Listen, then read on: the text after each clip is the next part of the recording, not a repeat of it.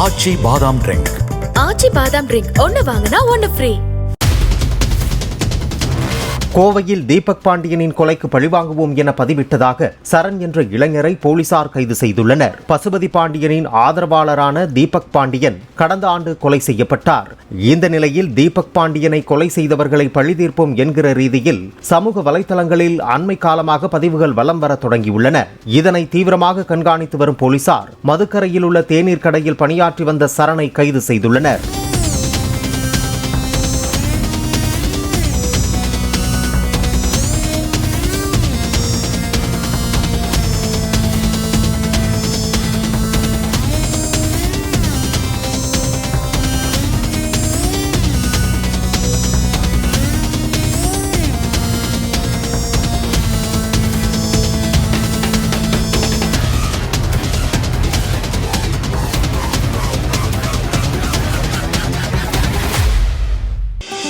ஆச்சி பாதாம் ட்ரிங்க்.